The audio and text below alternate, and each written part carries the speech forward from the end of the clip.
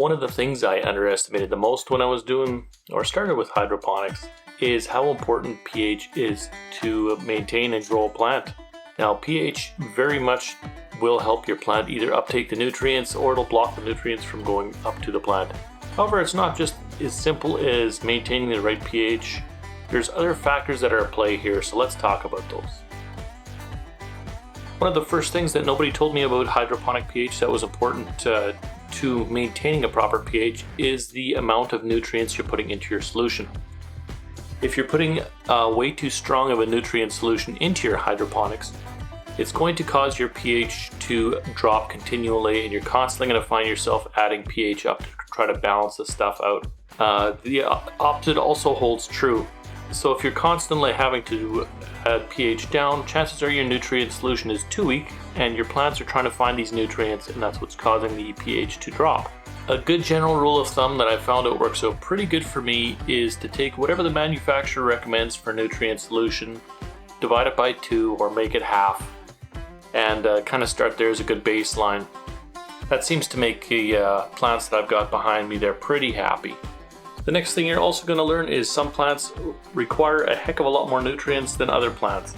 So kind of starting at a halfway point lets you kind of play around and see what your plants want. In the grow behind me here, that's got 20 gallons of water in the reservoir, and that's supplying a total of 18 pails, 18 different grows. However, right now I've got a little something special going on in the back there. I'm growing a kohlrabi just for sport to see how big I can actually grow this thing. So that's using up 9 pail spots. So that's affecting my pH right now as well. I'm having to reduce the amount of nutrients going in just because I've got one plant in there consuming nutrients and not the normal 9.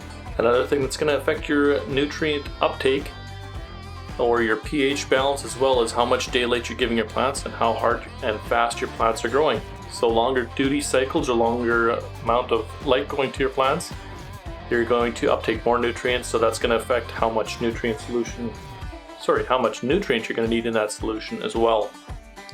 Alright, so that's kind of the basics of how your pH kind of works. So here's some other things to think about if you're having trouble with pH swings.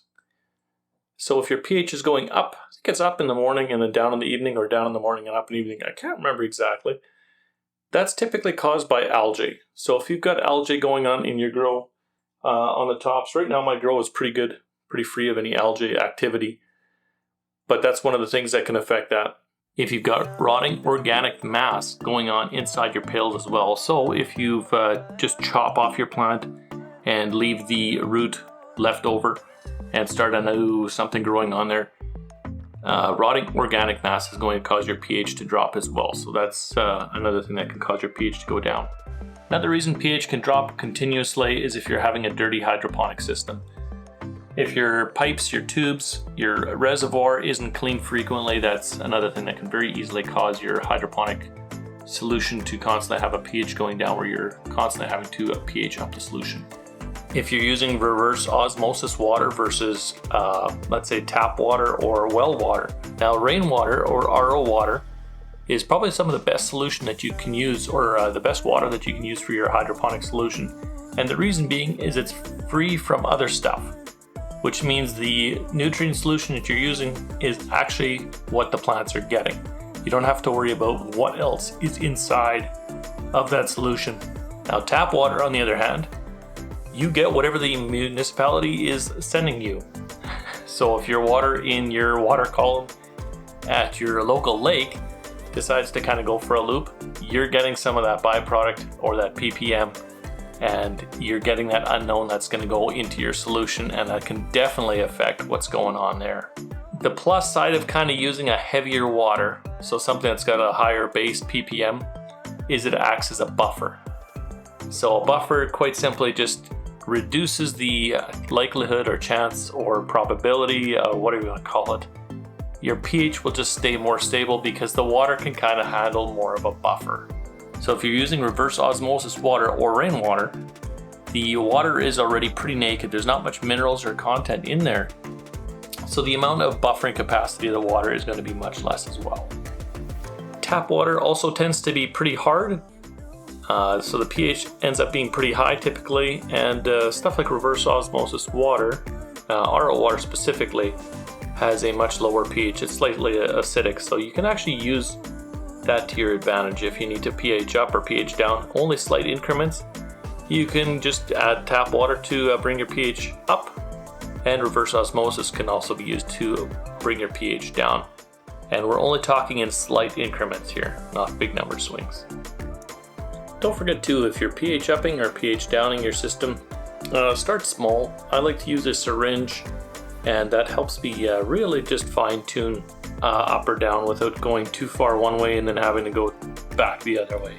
To adjust your pH, there's two ways that you can go about this that I typically use. Most commonly for me, I use the general hydroponics pH up and pH down. You can, however, just use the homemade solution if you've got an organic grow like I do going on anyway. I always use mycorrhizae fungi, Bacillus subtilis, and trichoderma inside my grow. So it's already organic and it's already got a living system, so I can always use baking soda to bring my pH up, and use vinegar if I want to bring my pH down. Different types of grow media are also going to affect your pH, so once you find something that works, or once you find kind of a setup that you want to use for media, I personally like to use perlite. If you use hydroton, coco coir, or whatever it is, kind of stick with it, because anything that you change in hydroponics can have a ripple effect through everything else. pH is especially one of them. So find your media that you like and kind of stick with it and see what works good for that media. When using reverse osmosis water, my target ppm is right around between 6 and 800 is kind of a happy number for me right now. That's what I've been going with. If you're using like a harder water, like you're just municipality tap water, first off, make sure that the mineral solution that you're using is designed for a harder water. And then you can kind of target something maybe a little higher, between 800 and 1000. If you're unsure, it's better to be low on your nutrients than too high. Too high of a nutrient concentration is going to require you to constantly be adding pH up and playing around with it. Whereas you can always take, if your solution is too weak, up it up a little bit and add another pail, or add some more solution to your reservoir to pump that thing back up. The next question you might have is, how often should you be testing this?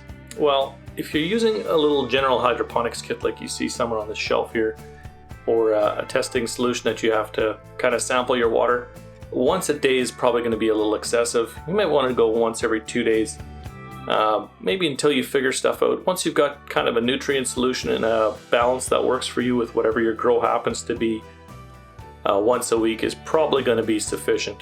Now on the other side of things here, you could also just invest in a pH meter, and that's kind of what I got going on in my grow beside me here. This way I can just quickly walk in a room and just glance at the meter at any time of day and tweak my pH. It also lets me monkey around with using different solutions and running different tests on my Dutch buckets to kind of give you guys a heads up, and also lets me adapt pretty quickly to what's going on in my grow. Keep in mind as well, different plants like different pH levels.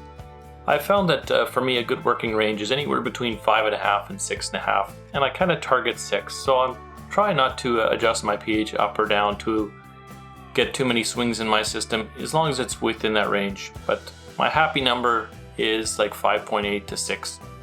And the reason I kind of like that is the strawberries end up being the most flavorful and sweet if they're slightly acidic, so somewhere around the 5.8 to 6. If you enjoy content like this, talking about grows and trying to make your own grow, we're getting into hydroponics, these kind of talks. If you like this kind of content, be sure to subscribe and stick around, throw a thumbs up on the channel if you like, whatever.